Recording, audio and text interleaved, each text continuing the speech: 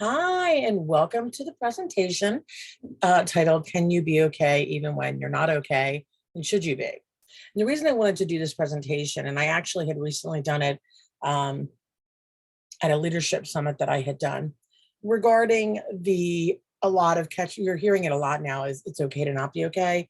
But the reality is many people don't feel that they can be that in a safe space to say or be that.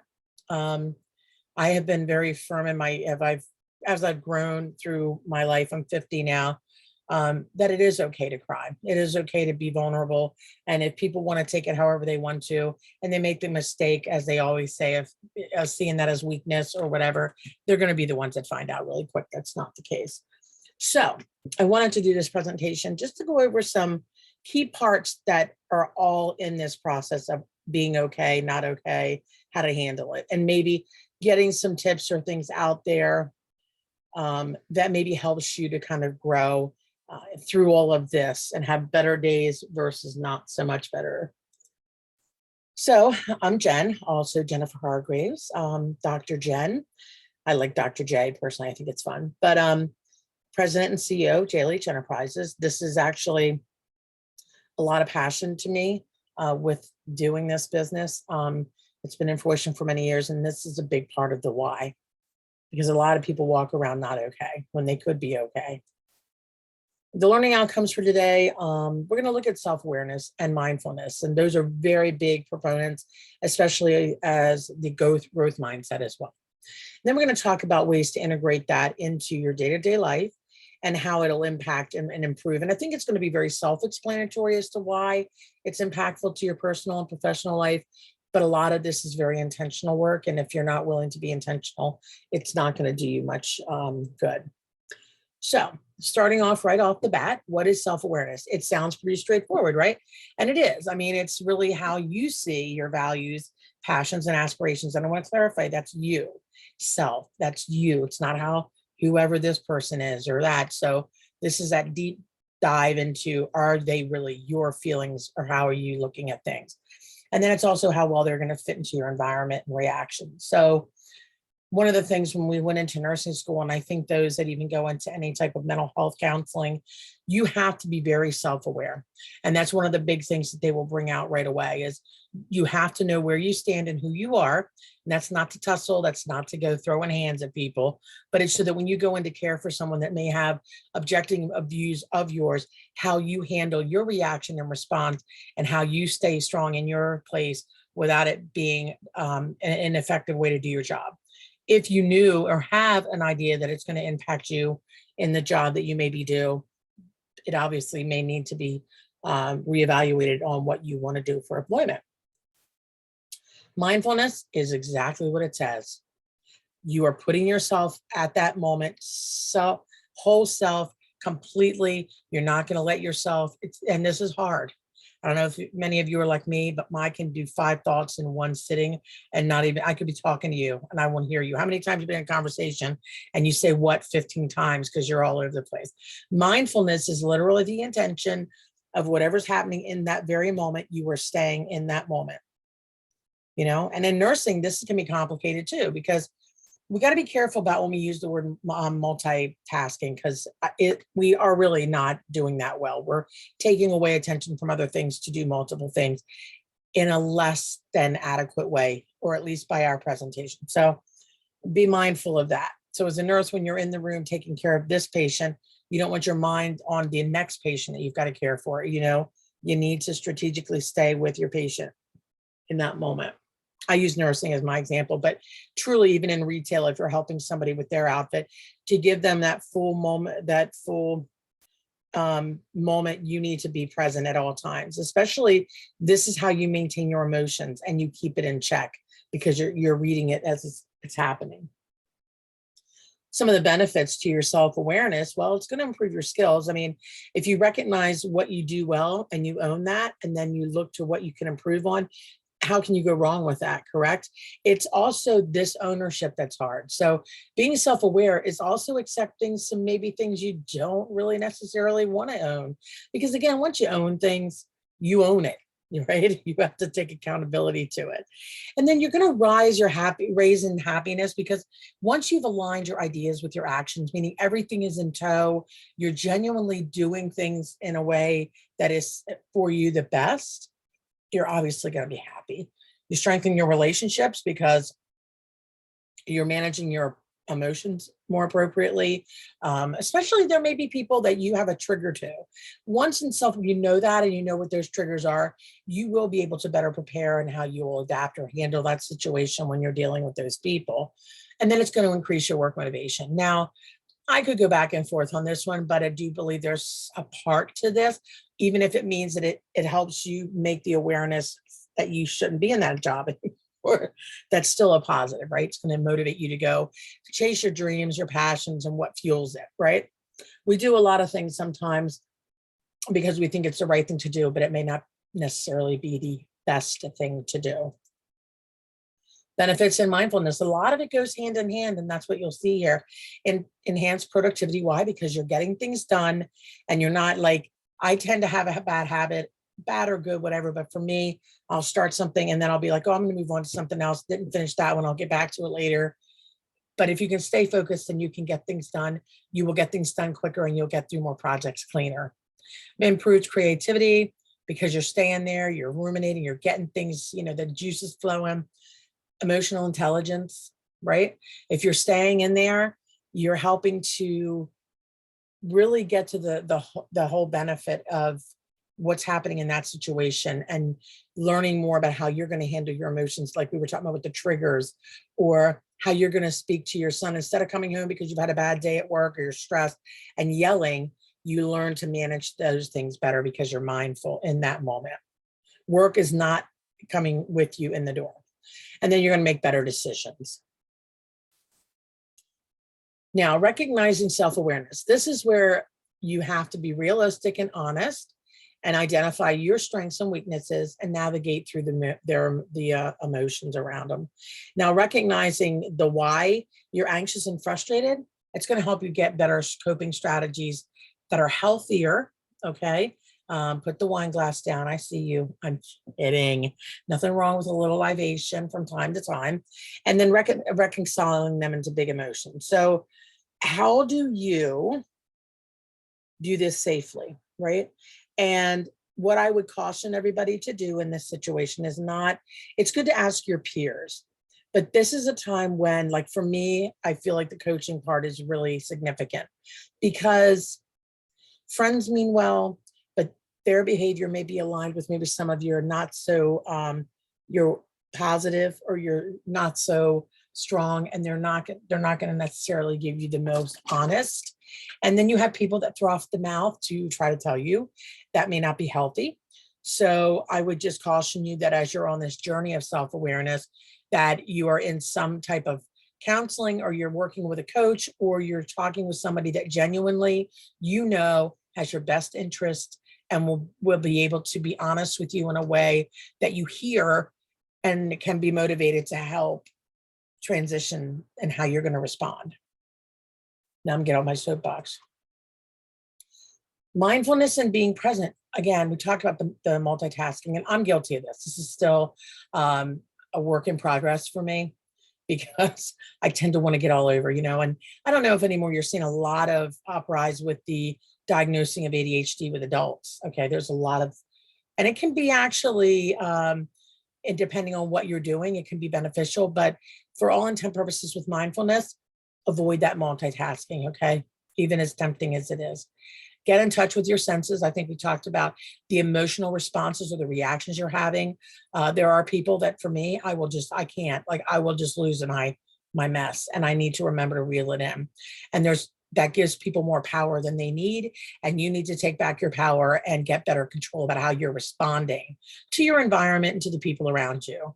And this again goes back to what I talked about.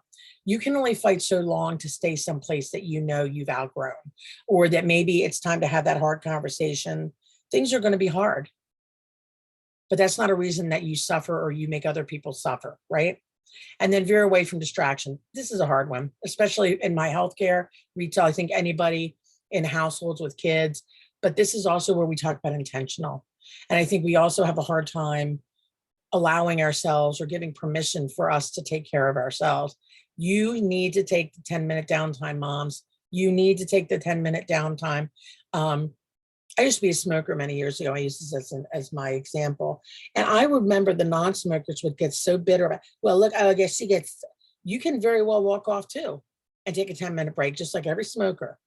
You choosing to stay behind and be a martyr or just work through it because you don't smoke is not my problem. I know that sounds heartless, but dude, everybody's got the potential to leave the unit for 10 minutes, right? Pretend you smoke then. Tell them you got to go smoke. I don't know. That was always something that was like, really?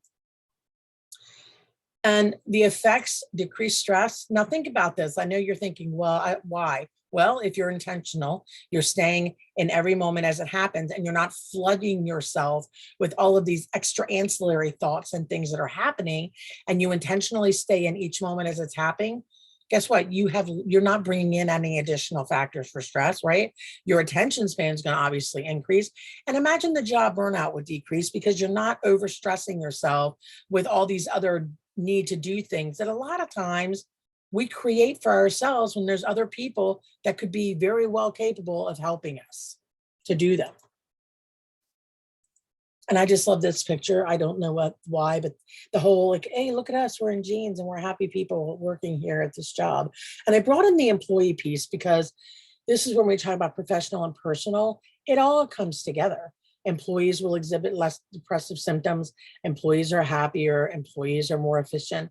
So once you have things in place, or you have teams of people that are, and this is why I tell you from my approach, even as a coach, I pull in pieces of the growth mindset is my overarching structure, but then you bring in that self-awareness and mindfulness.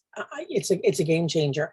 And people lead by example. So once you're doing these behaviors, you're going to inspire other people. They're going to recognize. It's almost like the person, the gossip. You want to stop that toxic environment. You learn to pivot the conversation. If somebody starts, as much as you want to hear the conversation, because I'm here for it on a good day, right?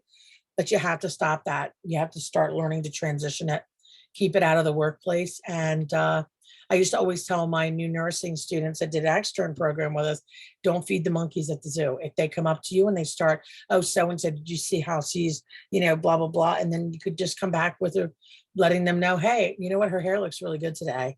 Or you know what, she really helped me earlier. Once you shut that behavior down, they have nowhere to do, because everybody's going to do that. Your work environment does become, but you have an ownership to that. And that's with your self-awareness and your mindfulness. Some handy tips: incorporate gratitude. Now, I am not the best at this. I have gotten better as I've gotten older, but you think, okay, God, that's easy. I'll just get up but how many people get up and be like, let me have my cup of coffee first, and then we'll just talk about it, gratitude. Yeah, we make kind of a sarcastic joke about it, but consistency is key. So if you get up in the morning, even if you do it at night, there's no time frame around it. I love it. Be like, when you get up in the morning, no, it can be when you go to bed. What are you grateful for that happened? Even in the roughest moments, there's going to be something. Your colleague that you worked with really stepped up when you really needed it, or you went to the bathroom and you had a couple minutes to cry, or just needed a minute and your team covered you. You're grateful for your family, your dog, your cat, your glass of wine. I know, libation. It's also going to help with increasing your awareness. It's going to make an effort and a commitment. So this is that you're going to stop yourself. Like I had a colleague of mine that I said, when you go into a meeting, because she was getting frustrated, I said, I want you to, when you get triggered, I want you to write down what's happening, what meeting, and what person was speaking, or what happened. Because once you start to hone in on why or where, because we tend to clump everything together. Like at the end of the day, we might forget that it was in this meeting about, I don't know, a new brand or something that we're doing. And it's really about the way it was introduced by somebody who's been annoying you for a long time. And then you need to feel, how are you going to, respond to it? How are you going to handle and control your emotions? Is it worth a conversation with whomever it is? Those types of things. Monitoring your mood, vulnerability, and ownership. Now, I will tell you that this has actually become very important for me, because as I've gotten older and I'm going through the menopause of my life, my emotions get a little bit more wonky. And I don't always like to have people use that as an excuse because I could be moody anyway. But I was usually pretty good about telling people, you know what, today I'm having a rough day today. And it was just my way of saying, just be on the alert. When I was married, I remember I had told my husband at the time, today I'm taking everything personal. I'm trying to, so I will make an effort. Okay. If you even say hi to me, to make it your fault for whatever's happening in my life. So, you know, owning and knowing and watching, especially if it's a cycling thing. Maybe in the during the month you kind of notice the time frames. And this is men and women, by the way. So keep an eye on that kind of stuff. And then again, you want to set a daily intention. And I can't, I know intention, everybody's like, oh, I'm so sick of hearing that word, but none of this happens without it. And it's obnoxious intention. It's not even normal. It's like you literally have to be, hell, write it on your hand so that you recognize this is what I need to be working towards today. Because then you increase your awareness, you're going to monitor your moods. Take a break with music. This is another one that I love. I love music. And really, this doesn't even have to be pop. It could be just a nice ballad, whatever's going to kind of help you set your tone and keep you kind of level. Go out to your car. Pretend you got to go see your smoker, go out to your car. Take some time with headsets. You might find that you have colleagues that need the same thing. Go put the song on. If you're in an environment that allows you to play music. Make it something that you all can do and decide. Breathe with focus. I love the breath, other exercises. I'm a firm believer that they do something. However, my big thing is if you take the breathing exercises that you're exhaling and not making any noises, you're doing it wrong because you want to release that energy. And that's how I feel like you can make any kind of noise you want.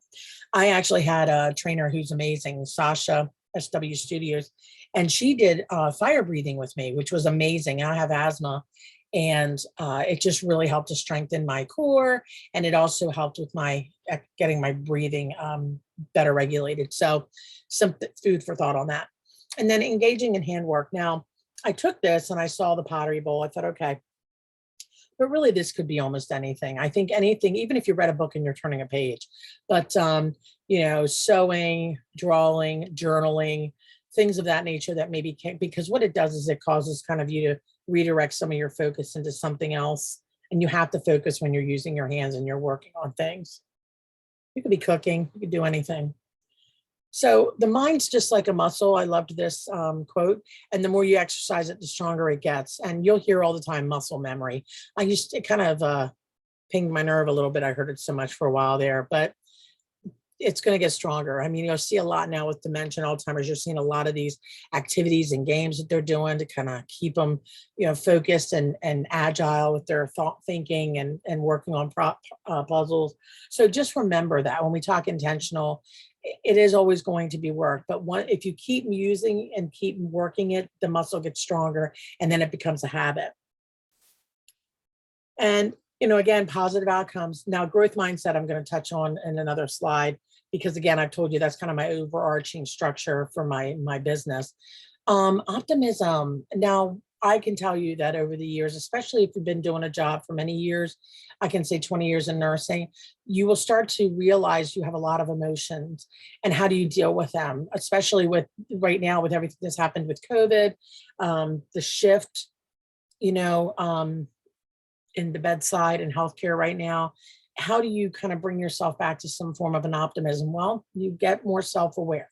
You recognize where you need to work, your weaknesses and strengths. And then through that mindfulness, you get to work. And I guarantee you come out with it more confident, you're more positive, and the growth mindset's the part that I think is the most exciting part. So with growth mindset, it's just a belief. It sounds simple. It's just a belief, but that your basic abilities can be developed and you can evolve throughout with dedication and the hard work. And this actually came out of several studies that were done. And if you ever get the opportunity to learn more about the work that Carol Dweck, I think I'm saying her name right, has done, and it was mostly around school kiddos, but this is the proponents around and the pieces of a growth mindset are amazing and outstanding. So if you get an opportunity, I did a presentation on that, I think, as well. But if you get an opportunity, absolutely, you should learn more about it. And this encompasses all the bigger parts. And this is what I work with on coaching, because with this, most people, and if you listen to yourself and how you speak, this would be your first, I think, if I were to give you a call to action, I think, is start listening to your inner dialogue. Start listening to how you speak to yourself, because I can guarantee you the people around you in your life all say things like, oh, I'm dumb, I'm not gonna be able to do that. Or, oh, you know what, I'm just not good enough. Where else am I gonna go? I can't do anything else. They don't value me. Oh, I'm just gonna be whatever. They never want to see blah, blah.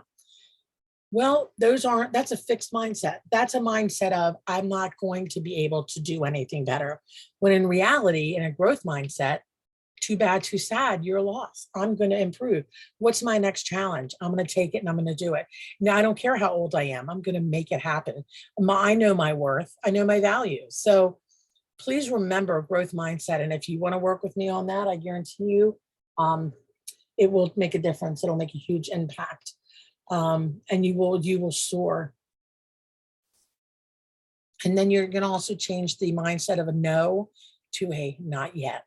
That's my favorite part of the growth mindset, not yet. And going back into the crux of this, because of course you saw I could go on that, but how do you become more self-aware? Well, you need to make the time. I think I said that earlier, and you'll have every excuse to not. And this is where you need to put on your calendar, I'm dedicating this time for me. This is what I'm going to work on. And you do it. Journaling. I can honestly tell you I'm not the biggest journaler. JLH Enterprises does have journals at a pretty reasonable cost, that they're only like 3 months. I don't know about you, you get the 12-month and I only fill out part of it. Like, but this can help you. So even if you don't do it every day, but maybe you start to hone in on the concepts or things that you really need to work on, it is beneficial. So the other thing I will tell you with journaling, don't make it feel like it's an all or none. I kept doing that to myself for no other reason than just to make it myself miserable. You don't have to journal every day, unless it's part of your therapy that you're in and they ask you to, but you don't need to. And then practice mindfulness. This is how you're going to manage your emotions calmly.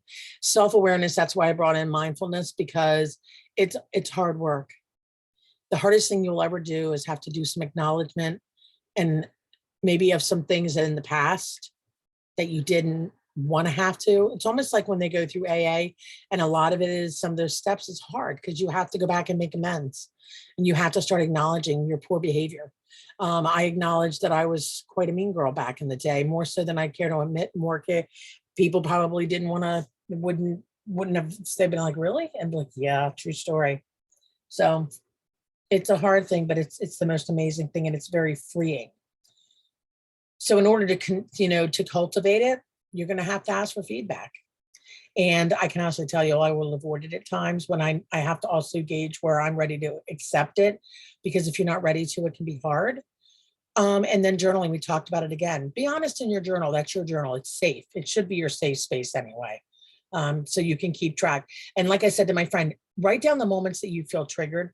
Almost look at it like the Holter monitor when you're they're monitoring your heart and they tell you to click the button. If you have an episode, you're having an episode, write it down, or write down keywords, maybe on the paper, the agenda that you're going to understand what you mean, so you can later look at it and write it down better. And then practice listening. Don't judge. This is a hard one, because we want to be, I'm a petty person at times. I could tell you I could get a medal, but this is important. You need to learn. It's so good to be able to listen and give a positive perspective when people are maybe even trying to be negative. So pay attention, don't judge. When you're saying something, ask if it's really relevant to this conversation or it's needed. I'm working on that now. And I even said to my friend the other day, I'm like, I feel like, but I heard the best line the other day. It was something about talking. Anyway, I can't remember. Along the lines of, sometimes there's a rational reason to have to say some of the things that you're saying because the person's poor behavior, but watch the difference between doing it for constructive acknowledgement rather than being petty and just to say mean things. And then create a space. Again, if this hasn't been brought up 3 or 4 more times, hello, you need to connect with yourself. Put down your phone, put down social media. I don't know about you guys, because it does get to you, right? Connect, make the time for yourself. And honestly, if you have people in your life that aren't going to help and support you in getting this time for yourself, you maybe need to have some bigger self-awareness as to who you've got around you in your life, because your people in your life should be supporting you. Because this all matters, it's a starting point for your self-improvement, and it helps to build better relationships. I'm not going to lie, in this situation, it may also be a flag and give you the insight that you need to maybe realize some people need to be let go in your life. And this helps you to start to move to a better place and formulate better strategies to get you to the next level personally and professionally. I love this face, right? This is even nicer than the one I probably give. We've talked about really harnessing and being acknowledging to your feelings. Don't ignore your emotions. Don't. They will make you sick. They are awful. And I truly believe your energy, it drains you. It's just not worth it. Gain awareness and pay attention as much to your gut as much as your brain, right? I always say this about people. You will know, you're going to get your warning sign. Whether you choose to acknowledge, it's going to be on you. But keep track of the feelings. Like I said, it may be just a brief 1 or 2 words to kind of remind you to write down further why, and then go back in like a week or 2, maybe a month, and reevaluate and see, you know what, there's a pattern here. So once you see the pattern, you're better able to acknowledge it, own it, and then repair or start to work through it with better things. The different ways that you can practice self-awareness: meditation, yoga. And I know some people are like me. They have modified versions so that if you're someone who's not as mobile or as stiff, there's ways to do it in chairs and other modalities. So they are all not lost. Journaling, again, don't have to do it every day, but just to keep you kind of on track to where you've been and where you're going. I found a journal. I have to tell you that when I do journal, it's sporadic, but it was from years ago. And to look at that person, that Jen to this Jen, it's amazing. The growth and transformation that happens just through life in general. If you're being intentional, imagine even more so, right? And then self-reflection. This is your private time to have that moment of, I know that what I did in this moment was wrong. I acknowledge it. I forgive myself for it and move on, because sometimes it's easy for us to avoid that. And the people in your life that love you are not going to want you to feel bad, right? But you need to also own you've maybe had some discrepancies that you're not proud of. Nobody else has to hear it, but you need to acknowledge it to move on from it, to close it out. Mindfulness, a lot of this crosses over. Self-awareness is in here with mindfulness. The more you're more aware of who you are, you can be more present with other people, because you're not in your head going, well, what do I think of that? What do I do? I feel like that? Am I mad about that? I don't know. Pay attention. Mindfulness is really looking at the bigger picture in that whole moment. Like, your words and thoughts are going to be very important. So a lot of times people will say, people are in a conversation and the people on the other side, you're usually just, thinking to respond. I can tell you that that's something that I right now track on myself. When I'm in a conversation with somebody, am I already processing what I want to say to them, or am I really hearing and listening to what they're saying to me? There's a difference. And I can tell you, you will hear a totally different conversation if you stay focused rather than worrying about what you're going to respond with. Authenticity. You know what? I realized over the course of probably the last 10 plus years that I have become somebody who wasn't the Jen that I love, the Jen that I embrace, the Jen that's goofy, the Jen that even if I have my doctorate or I'm a nurse, I should still be able to have fun or to be authentic. We create these stereotypes of what people should be where in leadership or whatever. Be authentic, right? In the right space, you will grow and you will be embraced. If you're not, then you're in the wrong space. Unless you're a serial killer, then that's a whole nother thing, right? Okay. And then most important, and this is a big one, you got to own your attitude. You absolutely 100%. If you're going to be an a-hole, then you're going to own being an a-hole. You don't get to be a victim, and you don't get to act like, well, I've met many people in my life that say things like, well, I tell it like it is. I can guarantee you there's not a lot of true friendships in that moment. And a lot of them, if they're there, are usually out of aggression and mean girl spirit. And I can tell you, or mean boy. And I think men, excuse me, and women, just remember, and when I say this, own the attitude. If you're gonna walk into a room and you're gonna own it, you better own that completely 100%, right? So just be mindful of that. Because that's the most, and that's probably the biggest part of who you are.